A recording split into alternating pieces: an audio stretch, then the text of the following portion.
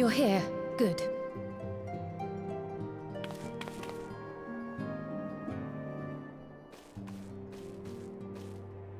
So, how are they? Still locked in slumber, but otherwise in good physical health. For the present, at least. For the present? Oh no, is something wrong with them? I'm afraid there may be. I summoned you after detecting faint signs of instability in Thancred's corporeal ether. But subsequent examination suggested all 5 might be affected. And when I examined them just now, my fears were confirmed. Tellingly, the degree of instability varies between them. Thancred exhibits the most notable signs, followed by Y'shtola and Urianger. The twins' ether, meanwhile, remains relatively stable, but there is a change there too if one knows to look for it. Hold on. Isn't that the order they were called away in? Indeed. Which leads me to believe the instability will only increase with time. Though I can but speculate, I fear this may be a symptom of a weakening link between body and soul. By the gods! What happens if the link is broken? I cannot say for certain. This is all unknown territory to us. Yet whatever happens, it cannot be good.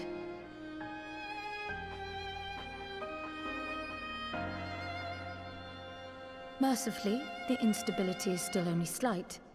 And you may rest assured, Master Matoya and I will do everything in our power to keep it from worsening. Be that as it may, it is imperative that you find a way to restore our friends' souls to their bodies.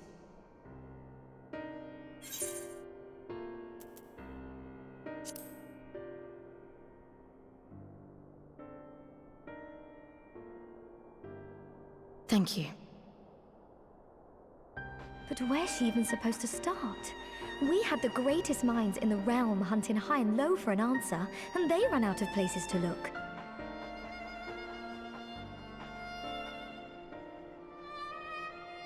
You stated in your report that the Exarch had originally intended to reverse the summoning process by means of his own death, correct?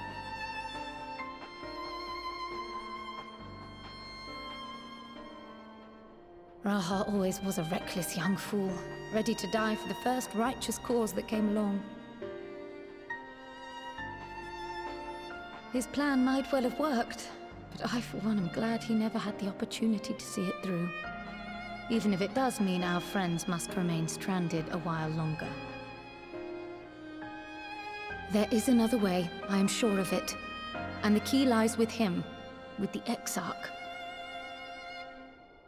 Pray return to the First and apprise him and the others of the situation. We, meanwhile, will do what we can from here.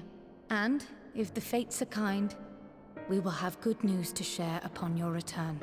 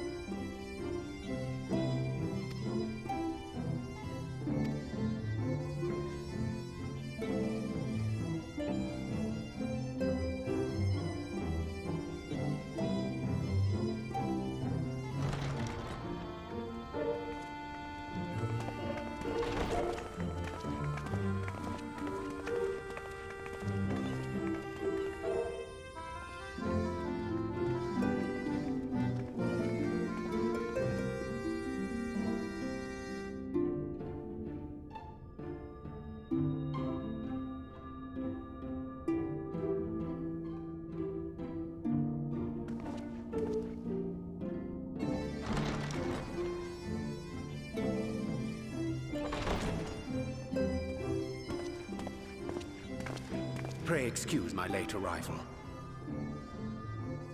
Will Thancred and Reen not be joining us?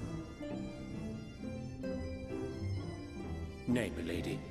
With apologies to all, they beg leave to pursue their investigation of the empty to its conclusion. Should matters here demand their presence, however, they did assure me that they would make themselves available. Yes, of course. Then let us proceed.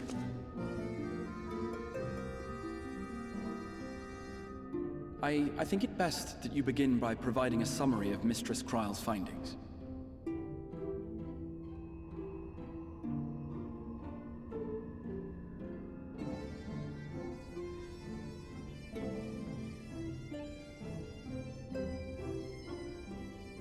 I suppose it was only to be expected that some change would occur.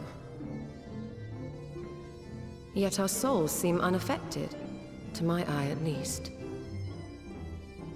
How long they will remain so is another question. Kryle is right. It is imperative we find a way to return to the source.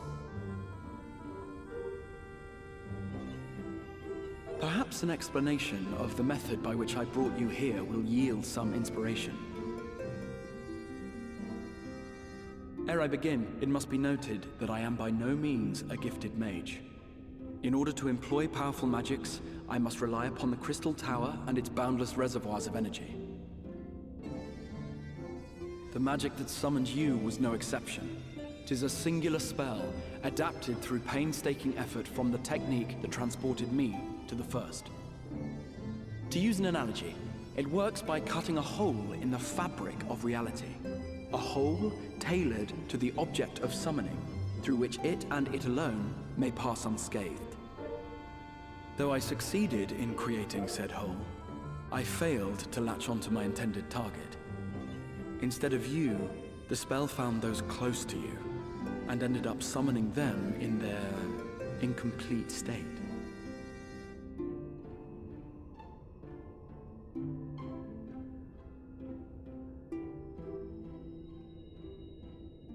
I would not soon throw my life away, not after the lengths you and yours went to save it.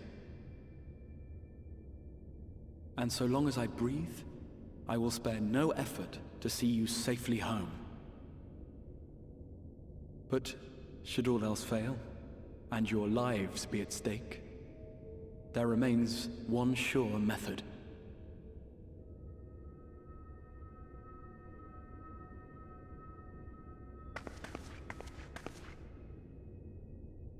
Ow! What was that for? How can you even entertain such thoughts? You owe your life to the Warrior of Light, and you don't get to die unless she says so.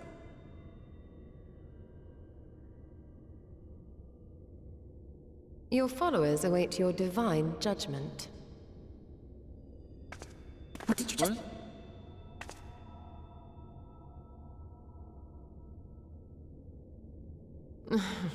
If the two of you have finished, perhaps we could return to our discussion?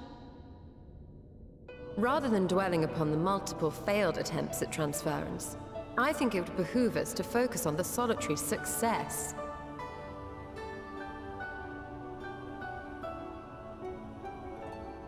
I would draw your attention to the fact that our friend can travel between worlds possessed not only of her body and soul, but her personal effects besides. This is no different from the teleportation magics to which we are all accustomed. Magics that allow for the transportation of those inanimate objects one considers to be an extension of oneself. Are you suggesting that simply by considering us her possessions, she could carry our souls back to the source upon her person? Well, it would be nice if things were that simple for a change. But vague notions of ownership seem a rather tenuous thing to stake our lives on. So much as a moment of doubt on her part, and we'd be left floating in the rift. Milady hath the right of it. The requisite fixity of belief would be too much to ask even of our friend. Yet were we to immure our souls within an object in her possession, mayhap then our safe passage could be assured. White Orisite would, I believe, serve as a suitable vessel for this purpose. It was conceived to imprison the massy soul of an Ascian, and should house one of ours with relative ease.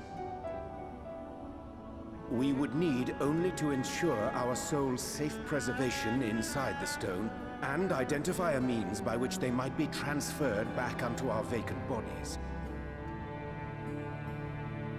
Soul preservation and transference. I believe I know of someone who may be able to assist us. On the far shore of the source, there stands a great palace built by the elves. It was forsaken in the wake of the flood, but a certain Numo chose to make their home there soon after.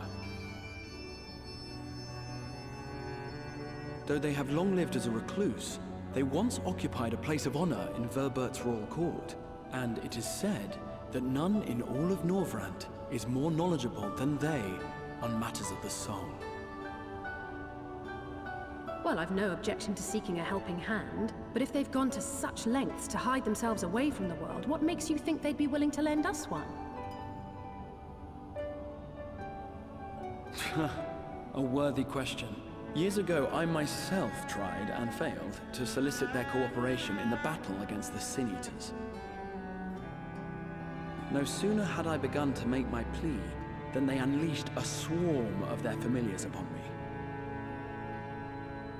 Unlike me, however, you have curried favor with the Fae folk. By that merit alone, I am hopeful that they would grant you an audience.